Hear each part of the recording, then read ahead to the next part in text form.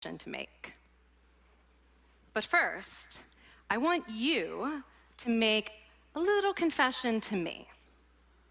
In the past year, I want you to just raise your hand if you've experienced relatively little stress. Anyone? How about a moderate amount of stress? Who's experienced a lot of stress? Yeah, me too. But that is not my confession. My confession is this: I am a health psychologist, and my mission is to help people be happier and healthier. But I fear that something I've been teaching for the last 10 years is doing more harm than good, and it has to do with stress. For years, I've been telling people stress makes you sick. It increases the risk of everything from the common cold to cardiovascular disease. Basically, I've turned stress into the enemy. But I've changed my mind about stress. And today, I want to change yours. Let me start with the study that made me rethink my whole approach to stress. This study tracked 30,000 adults in the United States for 8 years.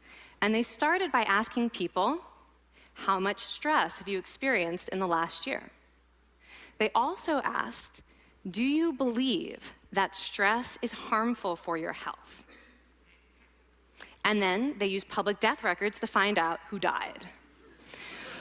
Okay, some bad news first. People who experienced a lot of stress in the previous year had a 43% increased risk of dying. But that was only true for the people who also believed that stress is harmful for your health. People who experienced a lot of stress but did not view stress as harmful were no more likely to die. In fact, they had the lowest risk of dying of anyone in the study, including people who had relatively little stress.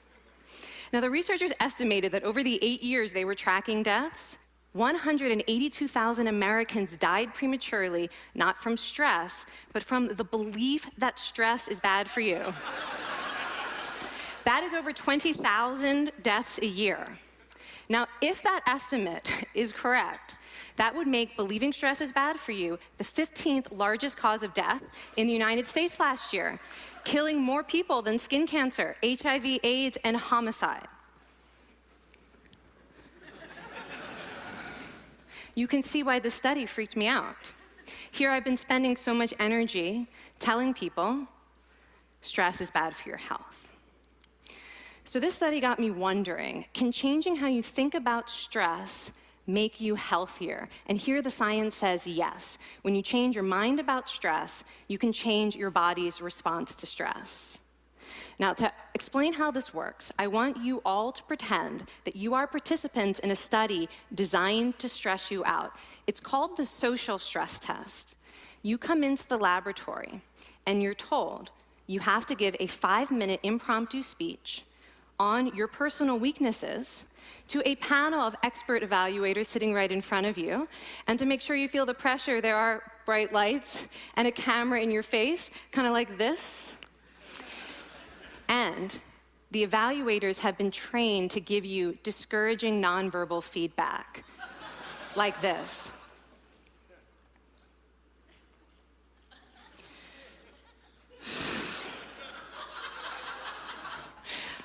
Now that you're sufficiently demoralized, time for part 2, a math test. And unbeknownst to you, the experimenter has been trained to harass you during it.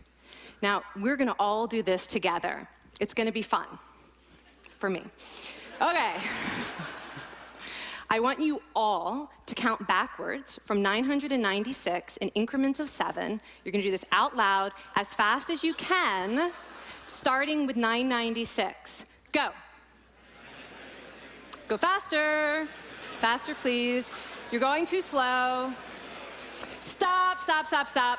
That guy made a mistake. We're gonna have to start all over again. You're not very good at this, are you? Okay, so you get the idea. Now, if you were actually in this study, you'd probably be a little stressed out. Your heart might be pounding, you might be breathing faster, maybe breaking out into a sweat. And normally, we interpret these physical changes as anxiety or signs that we aren't coping very well with the pressure. But what if you viewed them instead as signs that your body was energized, was preparing you to meet this challenge? Now, that is exactly what participants were told in a study conducted at Harvard University. Before they went through the social stress test, they were taught to rethink their stress response as helpful. That pounding heart is preparing you for action. If you're breathing faster, it's no problem. It's getting more oxygen to your brain. And participants who learned to view the stress response as helpful for their performance, well, they were less stressed out, less anxious, more confident. But the most fascinating finding to me was how their physical stress response changed. Now, in a typical stress response, your heart rate goes up and your blood vessels constrict like this.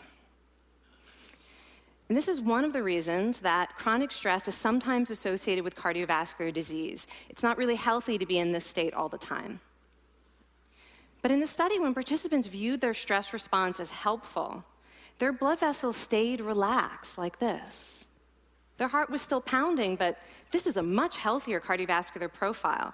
It actually looks a lot like what happens in moments of joy and courage. Over a lifetime of stressful experiences, this one biological change could be the difference between a stress-induced heart attack at age 50 and living well into your 90s. And this is really what the new science of stress reveals, that how you think about stress matters. So my goal as a health psychologist has changed. I no longer want to get rid of your stress. I want to make you better at stress. And we just did a little intervention. If you raised your hand and said you'd had a lot of stress in the last year, we could have saved your life. Because hopefully the next time your heart is pounding from stress, you're going to remember this talk, and you're going to think to yourself, this is my body helping me rise to this challenge. And when you view stress in that way, your body believes you, and your stress response becomes healthier. Now, I said I have over a decade of demonizing stress to redeem myself from. So we are going to do one more intervention. I want to tell you about one of the most underappreciated aspects of the stress response. And the idea is this: stress makes you social. To understand this side of stress, we need to talk about a hormone, oxytocin. And I know oxytocin has already gotten as much hype as a hormone can get. It even has its own cute nickname, the cuddle hormone, because it's released when you hug someone. But this is a very small part of what oxytocin is involved in. Oxytocin is a neurohormone. It fine-tunes your brain's social instincts. It primes you to do things that strengthen close relationships. Oxytocin makes you crave physical contact with your friends and family. It enhances your empathy. It even makes you more willing to help and support the people you care about. Some people have even suggested we should snort oxytocin to become more compassionate and caring. But here's what most people don't understand about oxytocin. It's a stress hormone. Your pituitary gland pumps this stuff out as part of the stress response. It's as much a part of your stress response as the adrenaline that makes your heart pound. And when oxytocin is released in the stress response, it is motivating you to seek support. Your biological stress response is nudging you to tell someone how you feel instead of bottling it up. Your stress response wants to make sure you notice when someone else in your life is struggling so that you can support each other. When life is difficult, your stress response wants you to be surrounded by people who care about you. Okay, so how is knowing this side of stress going to make you healthier? Well, oxytocin doesn't only act on your brain, it also acts on your body. And one of its main roles in your body is to protect your cardiovascular system from the effects of stress. It's a natural anti-inflammatory. It also helps your blood vessels stay relaxed during stress. But my favorite effect on the body is actually on the heart. Your heart has receptors for this hormone. And oxytocin helps heart cells regenerate and heal from any stress-induced damage. This stress hormone strengthens your heart. And the cool thing is that all of these physical benefits of oxytocin are enhanced by social contact and social support. So when you reach out to others under stress, either to seek support or to help someone else, you release more of this hormone, your stress response becomes healthier, and you actually recover faster from stress. I find this amazing that your stress response has a built-in mechanism for stress resilience. And that mechanism is human connection. I want to finish by telling you about one more study. And listen up, because this study could also save a life. This study tracked about 1,000 adults in the United States, and they ranged in age from 34 to 93. And they started the study by asking, how much stress have you experienced in the last year? They also asked, how much time have you spent helping out friends, neighbors, people in your community? And then they used public records for the next 5 years to find out who died. Okay, so the bad news first. For every major stressful life experience, like financial difficulties or family crisis, that increased the risk of dying by 30%. But, and I hope you are expecting a but by now, but that wasn't true for everyone. People who spent time caring for others showed absolutely no stress-related increase in dying, 0. Caring created resilience. And so we see once again that the harmful effects of stress on your health are not inevitable. How you think and how you act can transform your experience of stress. When you choose to view your stress response as helpful, you create the biology of courage. And when you choose to connect with others under stress, you can create resilience. Now, I wouldn't necessarily ask for more stressful experiences in my life, but this science has given me a whole new appreciation for stress. Stress gives us access to our hearts. The compassionate heart that finds joy and meaning in connecting with others. And yes, your pounding physical heart working so hard to give you strength and energy.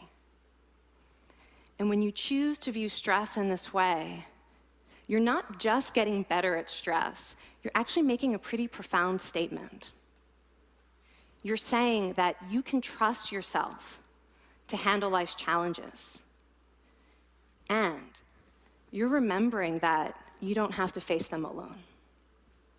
Thank you. Thank you.